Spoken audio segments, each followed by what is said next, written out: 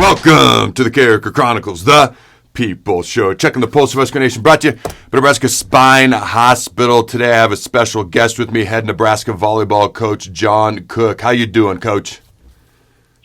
Doing good. Just a short week. We got to keep moving. It's a long road trip to Texas, and got to keep busting here. Yeah, congratulations on the big win. I want to look back a smidge, and then obviously we'll look ahead. You got the Final Four coming up. So this year, 7 losses seems like a lot, compared to what we're used to. But at the same time, you guys play in by far the toughest volleyball conference in the country, the Big Ten. It obviously prepared you very well for the tournament. So talk about the season up to the start of the NCAA tournament, how you felt about the team going into the tournament and the season as a whole at that point, Coach. So really, there's 3 parts to the season. There's the non-conference, which, we had 3 losses in that. We lost Deuce 15-13 to Utah at home, which was a tough one. We lost at Stanford, where I played all the freshmen. And then Louisville pretty much thumped us pretty good here in Devaney. So we lost it to some really good teams, and we learned a lot, and we were trying to figure out our lineup. And then, of course, the Big Ten hit.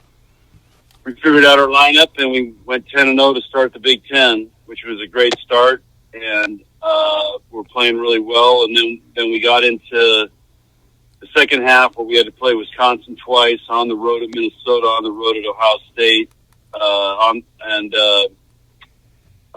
so we took some losses there. But the thing was, those losses were very close.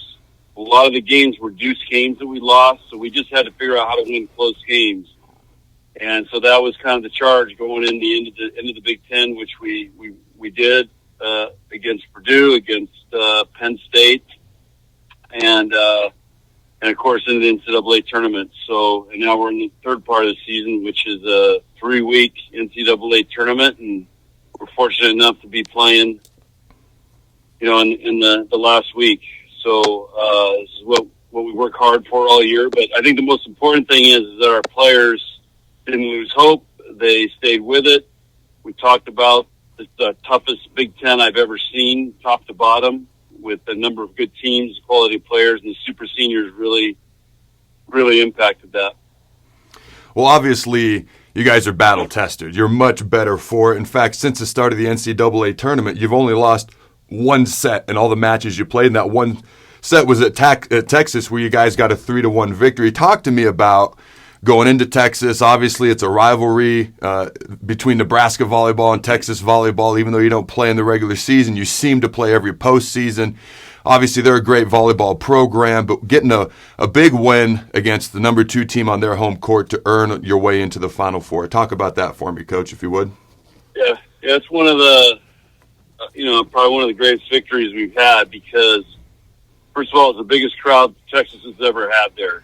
So, in Gregory Gymnasium, they're ranked second. They returned their entire team last year from losing in the finals of the national championship. Nobody was giving us a chance. I think it almost felt like the announcers were pissed we won, because, I'm watching highlights during the day before we played, because we played at 9 at night.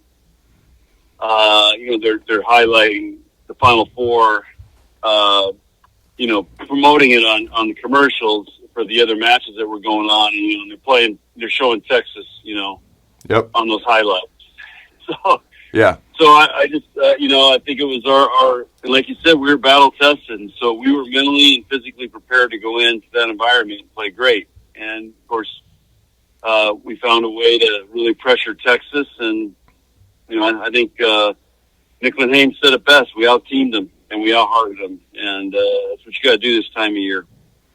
Well, don't worry. The announcers during your match with Texas weren't much better, if I'm being honest with you. But let's talk about one of your players, okay? Keonile Okana, sorry.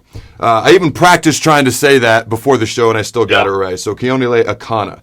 Now, she's a heck of a story. All right, this is a young woman who found out she had a tumor in the left side of her head in high school. Okay, obviously had to have the surgery, couldn't play volleyball for a year and a half. A year and a half later, okay? The tumor grows back. She has to have another surgery. She's doing radiation. It's to the point where doctors are like, how much do you really want to play volleyball? Because this could be potentially life or death to you. And she wanted to play. And she wears a headband out there to cover up that scar, but it's almost kind of like a reminder of how awesome this game can be, how you don't want to take anything for granted, and her warrior spirit as well. So talk to us about her and what that represents for you guys as a team. Yeah, you nailed it. She has a warrior spirit, and that's a big thing in Hawaii. But yeah, she's fearless, and she's just a great teammate and super humble. And yeah, she's we have some other stories on our team that not the medical part of it, but things that people have overcome, and so when they share that and you use them as examples, it does keep you humble. It does keep you appreciating every opportunity you get, and it really keeps a great perspective for our players. Another thing I wanted to ask you about, and I think sometimes people, fans, even parents sometimes can take things for granted. I saw a video on YouTube where you talked about back in 2009. You yourself were even a little bit burnt out. Obviously there's a lot of stress with coaching a major Division I college program. You even went and talked to Coach Osborne about how he handled those things. So talk to us about the conversation with Coach Osborne and how you kind of worked through all of that back in 2009. Yeah, that's I wrote about it in my book, and I've done some stuff based around that, which I'll tell you here in a second. But I just hit the wall. I was burned out. I was like, I don't know if I want to do this anymore. I didn't feel good. I don't know. It was really weird. I'd never felt like that before. So I went and saw some doctors and stuff, and asked them, like, well, how do you deal with the burnout? And they go, we don't. And then I go to Coach Osborne and ask him. He goes, well, I had a heart attack. Yeah. And I'm like, wow. But he gave me some great insights on how to deal with it, which one was, diet and rest is super important, which I was always pretty good with the diet part, not the rest part. He meditates every day. He read a book by Dean Ornish. I can't remember, Heart Health or something like that. But Dean Ornish was the first guy that how you can really, affect your body with meditation and taking breaks and eating really well. All those things matter on how well you take care of yourself. So I decided to start doing all that, and it made a huge difference. And that next summer, I was so motivated and inspired by all these people that I had talked to, and with Coach Osborne's conversation, that we decided, with Paul Meyer's help, and Paul Myers used to be in charge of our development, we put on a clinic for men, or a day seminar for men. And we invited the top 100 boosters for Nebraska athletics. And all these men showed up, and the football coaches were there. Coach Osborne spoke, and we brought in some world-class people to, for how people could better manage and deal with the stress of life. And, high-performing people that, tend to maybe have a little bit more stress and dealing with expectations and those things. And it was just a wonderful day, a wonderful event. And, you would know a lot of the people that were in there. Yeah. But, the bottom line is that's how inspired we were, and wanted to try to get back and, get that message out there and share that you can be a high performer. You can live with expectations. You got to know how to manage it. Absolutely. Getting back to, and I thought that was very interesting when I watched that and hearing you speak about it now, kind of getting back to dealing with the ups and downs of competing at a high level. You've had a couple of freshmen, Allie Battenhorst and Lindsay Krause, who actually celebrated her 19th birthday during the match versus Texas on Saturday. They've really stepped up this year, and they've really grown a lot, and they've become impact players for you. One of the things that I was curious about, because at the end of the match, Lexi's son, who isn't playing as much because these freshmen are playing better, she went up to him and said, great job. And you can see the legit, like she's legit happy for her teammates. And in a situation like that, it can be challenging. It could go either way. So what does a dynamic like that mean to you where an older player, has that type of positive impact and influence on younger players who are now playing a lot on the court? Well, you're right. It could go either way. And a lot of times it goes the other way. But, I think we've developed a culture here, and it's we over me. And, I think these guys live it and embrace it, and they love it. And they've worked really hard. And we always work really hard at continuing that. We don't ever take it for granted. And Lexi, with as much attention as she's received, by not playing, by playing, by her NIL deals and all that, but for her to make that powerful a statement just shows you where this team's at and how much they care for each other. And they talked about, playing with each other, for each other a lot leading up to these matches and in that Texas match. And, it takes a whole team. And, you've been on teams that just, one or two people could blow it up. Yep. But that's the strength of this team, and that's probably one of the reasons we're playing this week. Talk to me about, you got Pittsburgh coming up on Thursday. They're 30-3 on the season, a high seed going into the tournament, finished second in the ACC right behind Louisville. Talk to me about Pittsburgh, and then I'm going to commit the ultimate sin because I'm not a coach, I'm not a player, so I can do it. And I probably won't talk to you again for a while anyways, but what if on Saturday night, Louisville wins, you win, and you get to face your old player, coach, Danny Busboom in Louisville, potential national championship matchup. And I know I'm speculating there, but I can do that now, and it's okay. So talk to me about Pittsburgh and anything that might happen on Saturday, potentially.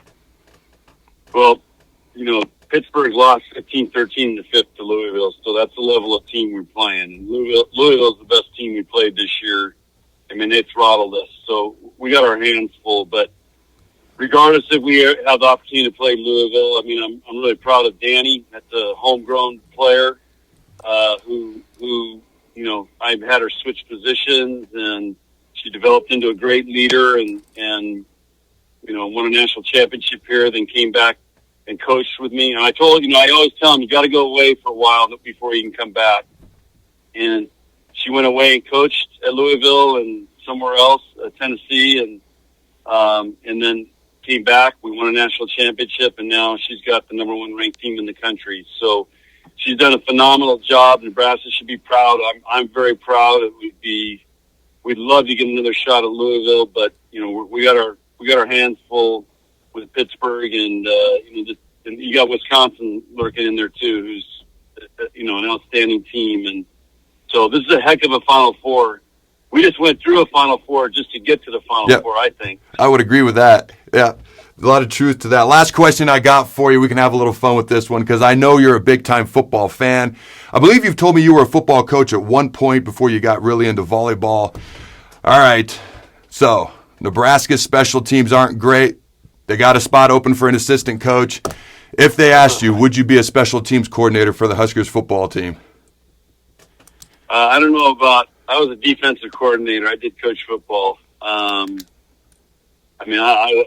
would be a dream come true to be able to coach football. And I always thought about after I retire, I might go try to coach high school football again.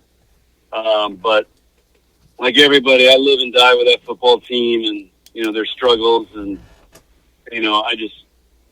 I'm waiting for the day where we restore the order. And but anything I could ever do to help, and I always try to be really supportive of Scott, some of the other coaches that I know, and can't wait for this thing to get turned around.